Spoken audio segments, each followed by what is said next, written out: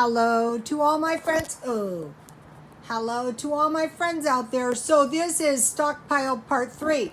I have been working on this for a couple days. It was out of control. So this is the food that I had for a while. And so what I needed to do was move this out, move the other one in, that was the newer food I bought, and then I will carefully pile this food on top of the other food. That is why it is called a stockpile. Okay, let me show you something. I don't keep any food out because I don't want to attract insects. Look at this barf. I saw one, here's the new one I got. With the food I keep, I cannot afford bugs. Okay, this is just a box of pasta and some beans. And I will be buying more split pea. And then, there's some chickpeas in case I want to make some hummus and some macaroni and cheese and some potatoes. This is some miscellaneous boxes of food that I have. So I can pile these lightweight boxes. This is just some cereal. This is some Velveeta cheese, some shelf-stable milk, some sugar, some flour, some honey. I will bag these up. I have some loose items around, so I will bag them up. I need more ketchup. I only have one. I have some salad dressing, some honey, some peanut butter, and I don't know what this is. Oh, these are nice. I will get this out. I'm going to be using that. I'm going to mix a turkey burger with some chipotle mayonnaise on top. Okay, these are my old spices. I do not throw anything out.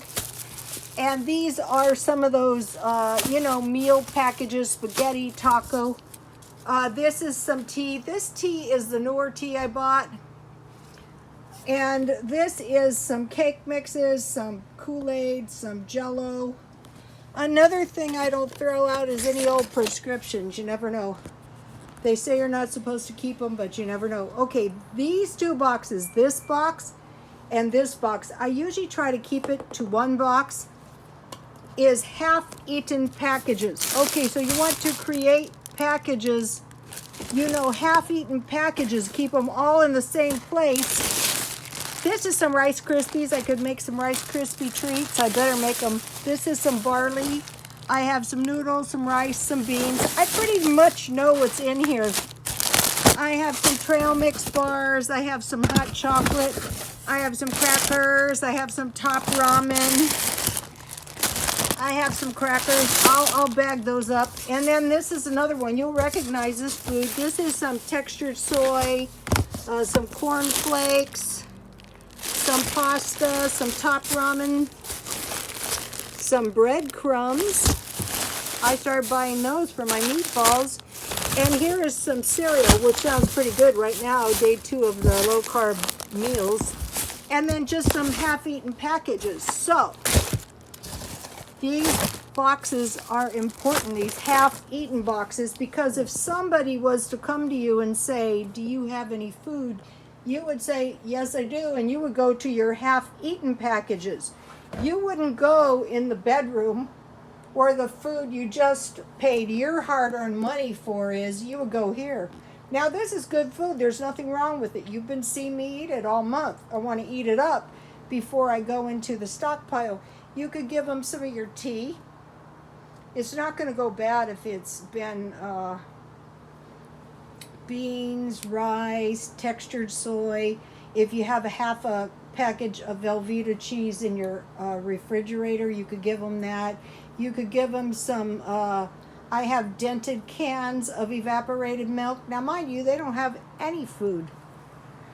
So, now what I'll do is I'll just pile this food I had for a while on top of the food that's fairly new, creating piles. Like, I used to have a boyfriend who worked as a storekeeper for the military in Iraq, and there was 2 jobs. One, to secure the stockpile of food, and it was piled to the ceiling, and to guard it. They were all trained mercenaries. You don't leave your food just out, and your food is life and death. Imagine an army with no food. You want to teach your kids this. Okay, so you might be saying, well, goody for you, I don't have any food. Well, it's goody for you that you found me, because how I bought most of this food is two bottles at a time. You know, buy it when it's cheap. Get yourself, you know, at the beginning of the month, 5 packages of top ramen, some Vienna sausages, some canned milk, some rice, some beans. Anyway, we'll be going over that. And so, you know, I have a lot of new followers, and I'm really glad you found me. And if you don't have a stockpile, what you're going to do is you're going to go in your kitchen, you're going to drag all the food out, and you're going to say, okay, what do I have here? And if you have like green beans, you're going to get all your green beans together. You're going to get all your soup together, you know, orderly, so you can see what you have. You're going to get all your canned food, your pasta together, and you're going to decide, you're going to see, have I had this food for a while? And you're going to put it all in one place.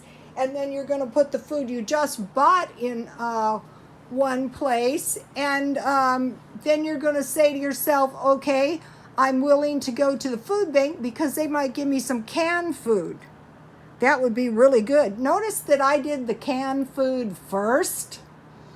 And then they might give you some macaroni and cheese. They might give you some tuna. And you're going to go until you start creating yourself a little stockpile. You're going to torture yourself. You're going to do it.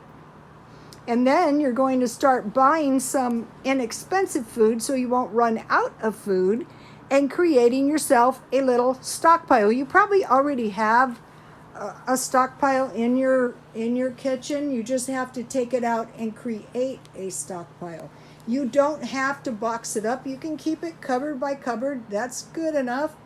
And, you know, just start moving in the right direction.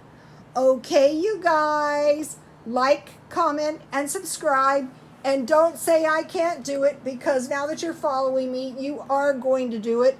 And by Christmas time, you are not going to be one of those people with no money, no food, and no Christmas, because you're going to start preparing for your Christmas now. You're going to buy yourself a can of cranberry sauce here, a pumpkin pie mix there. Pumpkin pie mix is good for pumpkin bread. You're going to be buying a couple dollar bags of flour and some yeast and some sugar, and you're just going to start thinking, okay, how can I do it? And so can you see how on any given day of the week that I wake up and I don't want to go to the grocery store? I don't have to for one day. I don't have to for 2 days. I don't have to for a month. I don't have to for quite a few months. And then I would have, the bigger danger is inflation hits and you're just barely able to pay for your apartment. Don't let anything happen to your apartment. Okay, you guys, God bless you all.